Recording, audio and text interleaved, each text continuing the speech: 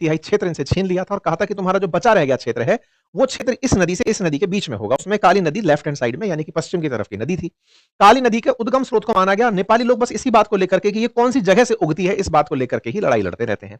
उनके अनुसार नेपाल के लिए दक्षिण वाला हिस्सा है, भारत के लिए वो पूर्व वाला हिस्सा है, क्षेत्र के हिसाब से कि नदी का उद्गम कहां से है, इस बात को लेकर कलेश मचा रहता है। खैर, इन दोनों के बीच का इतिहास तो निश्चित ही अंग्रेजों के काल से चला आ रहा है। ब्रिटिशर्स ने हमेशा से कुछ चीजें हमेशा ऐसी छोड़कर रखी कि झगड़ते रहना।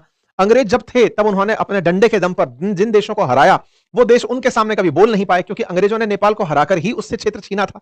तो सुगौली की संधि असल में नेपाल को हरा करके उससे छीने गए क्षेत्रों से बनी थी। तो ऐसे में नेपाल उस समय जब तक ब्रिटिशर्स ने कुछ बोला नहीं, जब नेपाल भारत से जब ब्रिटिशर्स चले गए, उसके बाद में इन्हें भी याद आया कि ये तो बताओ कि नेपाल कहां से कहां तक है। और धीरे धीरे जब रियलाइज हुआ कि यार हमारा तो क्षेत्रफल जो कहा हुआ है वहां से ना होकर कहीं और से होना चाहिए, तो उनका मतलब मोटिवेशन बढ़ता चला गया। कहीं ना कहीं भारत को लेकर के मन में ये भाव भी था कि भारत को तो कह ही सकते हैं, ये ब्रिटेन की तरह थोड़ी है जो आकर के मारेंगे। ये तो वो हैं जिनके साथ कह लो भारत तो हमेशा बड़े भाई की भूमिका में रहता है, सुनने के लिए रहता है।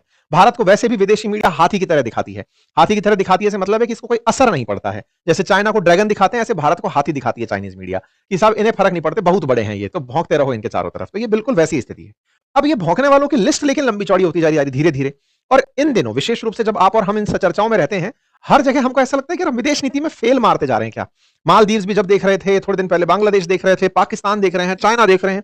हर देश कुछ, चाइना अरुणाचल प्रदेश पे बोल दे रहा है, उधर की तरफ से म्यांमार के अंदर से घुस करके लोग नॉर्थ ईस्ट के अंदर परेशानी खड़ी कर दे रहे हैं। श्रीलंका के साथ में हमारा कच्चा तीवू आइलैंड को लेकर विवाद चल रहा है। बांग्लादेश के साथ वहां पे घुसे आए जो शरणार्थी हैं उनका विवाद चल रहा है। ऐसे तमाम देश अगर आप निकाल कर देखें, नेपाल के साथ अब सीमा विवाद चल रहा है। एक देश है जिस पर कभी नजर लगना बाकी है, उसका नाम भूटान है। भूटान भी मतलब लगभग हो ही गया था जब चाइनीज ने उधर की तरफ नजर डालना शुरू कर दिया था। ये तो चलो कोई बात नहीं, निकल करके बचकर आ गए वहां से, है ना। उधर की तरफ से चाइना के साथ में विवाद है, पाकिस्तान के साथ में विवाद है, हमारे सब पड़ोसियों के साथ विवाद है। ये क्या मामला है। तो इस मामले के पीछे थोड़ा सा इतिहास है, उसकी ऐतिहासिक प्रासंगिकता है। असल में क्या है ना कि भारत के साथ क्या हुआ, मैं भारत के इतिहास पर आपको सीधा लेकर चलता हूं।